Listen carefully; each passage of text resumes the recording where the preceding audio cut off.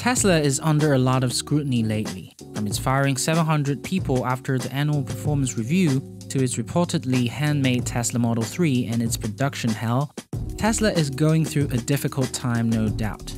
As I explained in previous videos, Model 3 is pivotal to Tesla's success. It's the first mass-market sedan Tesla has ever built. It's a great piece of machine that will surpass most of its competitors in the same price range, and most importantly, it's electric, and we all love electric.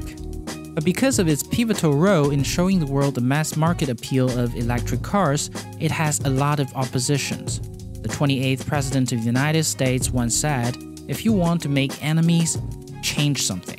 I think it's so true and deeply entrenched in our human nature. Most of us fear changes, especially if we're stakeholders of that change. That is why we're seeing so much media sentiment against Tesla's underperformance. I'm not trying to say that Tesla has the right to underperform and we all should support it regardless, but all I'm saying is that Tesla's underperformance recently is in the allowable range. And like Tesla reaffirmed again and again to its shareholders, Tesla does not face any fundamental problems with its supply chain and manufacturing. The first issue that is brought to my attention is Tesla firing 700 people recently. Honestly, I'm surprised this issue is reported in the media at all. With 30,000 employees, laying off underperforming staffs is a standard procedure. 700 is just 2% of the total workforce if we do the simple calculation. However, I do understand why it is brought up. Tesla has a lot of loyal followers like myself, hence bringing it up will surely attract our attention. This is how media and journalism works nowadays. I don't blame them. But if you'd like to see some real numbers in comparison, I just did a simple Google search of the biggest automakers in the world, General Motors. This is what I found. It turns out General Motors is laying off more workers. Surprise, surprise. The second issue that is brought to my attention is of course the underproduction of Tesla Model 3. Tesla has been missing its production targets this year. This has led to disappointment among buyers. And there is no excuse for that. Although Elon has been reportedly camping on the roof of Gigafactory in Nevada, the bottlenecks in Model 3 has not been solved. Engineering professors at Columbia University commented on the issue saying, "They are making big promises, and they need to show a path to get there. Or they're going to crash and burn at some point. Reality will catch up with them."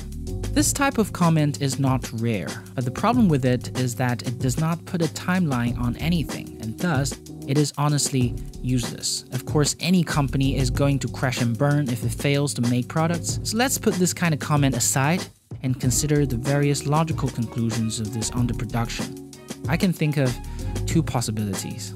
The first one is that people start to cancel their pre-orders. However, this theory does not really work because currently there are on average 1,800 people signing up for pre-order every day. So no matter what happens, the net pre-orders every day will probably be positive. The second one I can think of is that the public investors will panic and start selling Tesla stocks. This frankly has already begun today as the stock of Tesla dipped nearly 10% after releasing its quarterly earning. But I think this drop is temporary as it always was. Once Tesla unveils its semi-truck in the middle of this month, it's going to go back up. Plus, the American stock market has risen 25% since the beginning of this year. Most stocks has been going up, so there is no reason why Tesla won't. This also leads me to my conclusion. I think there are only two possible scenarios that would cause fundamental damages to Tesla's production. The first one is another financial crash, which could be possible. Since 2008, the world has been enjoying a wave of prosperity led by internet and mobile companies. Because of that, if we look at the history of financial crashes, we might be in time for another one. But as someone who's optimistic, I do not believe in skepticism and speculation, because it doesn't lead you anywhere. So we should put aside this possibility for now. This leads me to the only possibility of Tesla's downfall, which is continued underperformance and it fundamentally fails to deliver Model 3. Immediately, we should notice the flaw of this argument. Tesla's production delays are due to bottlenecks in manufacturing and engineering. It's not a fundamentally unsolvable problem. Just like how Tesla brought up the production of Model S and Model X, the production of Model 3 should go up to normal soon. So I would like to quote Elon on this. In the grand scheme of things, this does not change anything. Furthermore, in the recent findings of EPA, it found out that Tesla has been underselling the performance of Tesla Model 3. I'm not sure why, but Model 3's performance is better than advertised. An important aspect of this underselling of performance actually gives us some clue as to why the production rate is low. According to the document from EPA, the battery in Tesla Model 3 is significantly better than the one in Model S. It is lighter, the monthly discharge rate is 4%, a significant improvement from the 30% previously. This means your Tesla will still be half charged after being parked idle for a year. Not only that, the most significant improvement is the fast charge rate. According to EPA, the vehicle is capable of accepting DC current up to 525 ampere from the supercharger. This means a charge rate of 210 kilowatts, which is significantly higher than the supercharge rate of 120 kilowatt of the Tesla Model S. This basically means to fully charge an 85 kilowatt Tesla battery used to take less than an hour.